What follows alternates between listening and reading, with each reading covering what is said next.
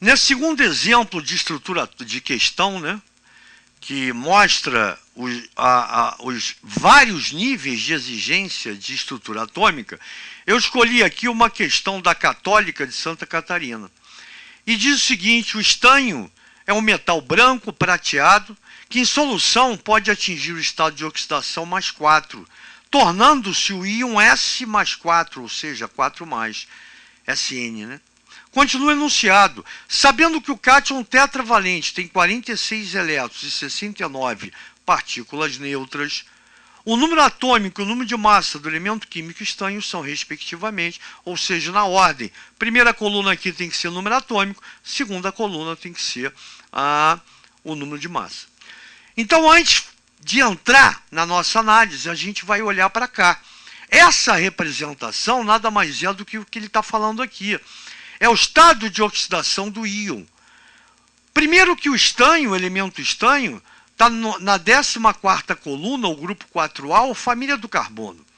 E esses elementos você vai futuramente, quando a gente começar a falar de íons, de tabela periódica, de ligação química, número de oxidação, você vai ver que esses elementos do grupo 4A, 14ª coluna, eles podem tanto perder 4 elétrons quanto perder 2. Então, eles podem apresentar estado de oxidação mais 4 ou mais 2. No caso aqui, é o máximo que ele pode perder. E por que eu sei que é perder? Porque quando eu tenho um átomo, esse cara ele pode ganhar ou perder elétrons. O que vai me dizer se o íon produzido, o átomo ganhou elétrons? É porque o íon tem que ser negativo, é um ânion. O que vai representar para mim uma carga positiva no íon? É que o átomo perdeu elétrons. E isso aqui é a quantidade de elétrons perdidos.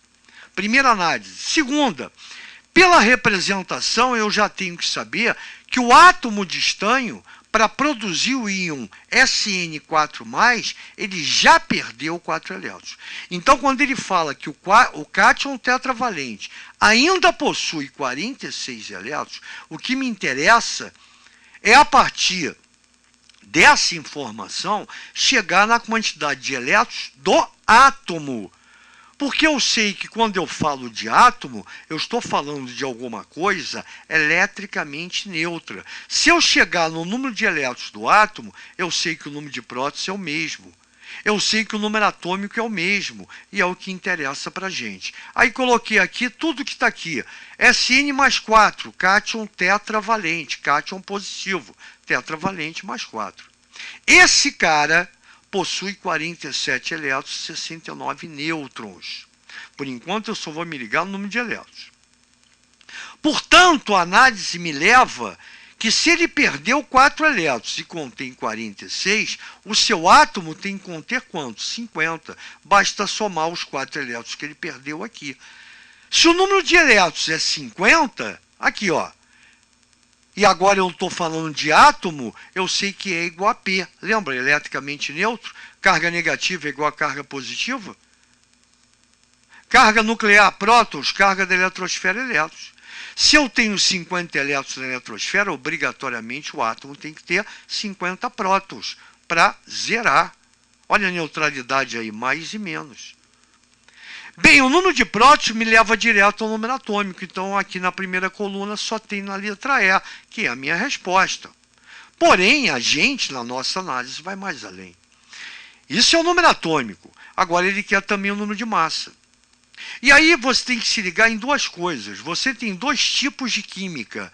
A química que analisa a parte eletrônica, a estrutura eletrônica, e aí você só tem a variação de elétrons. Tanto o íon, o ânion ou cátion, quanto o átomo, eles vão ter uma diferença, a sua distinção vai ser no número de elétrons, ganhos ou recebidos.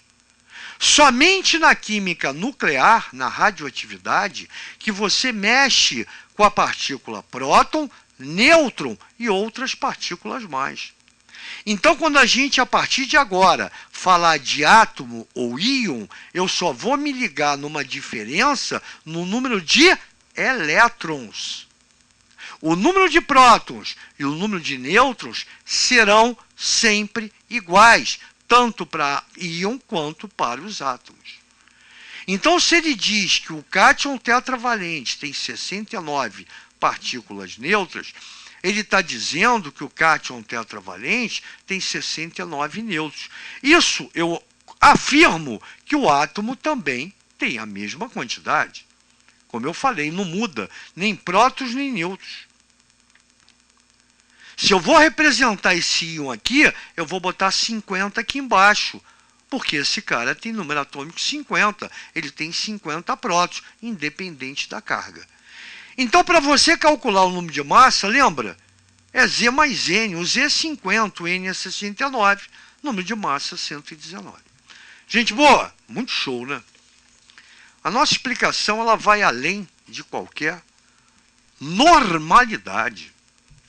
Só que para mim eu não estou satisfeito, como sempre eu quero mais.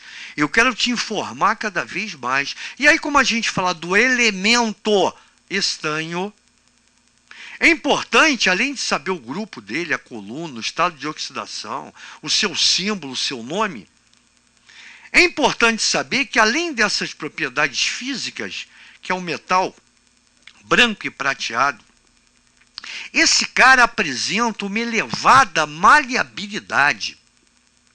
Isso quer dizer que ele é tão maleável que ele pode ser transformado em finas lâminas.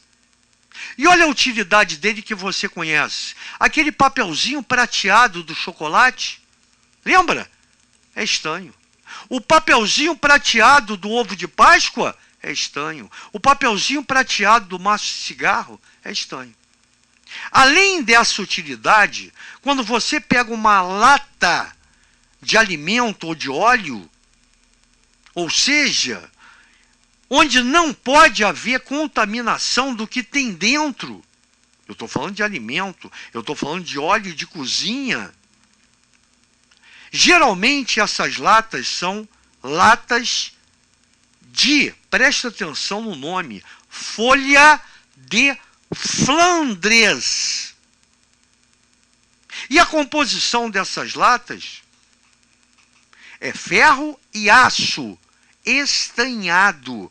E qual é a função do estanho? Não deixar enferrujar, não deixar oxidar, para não haver contaminação.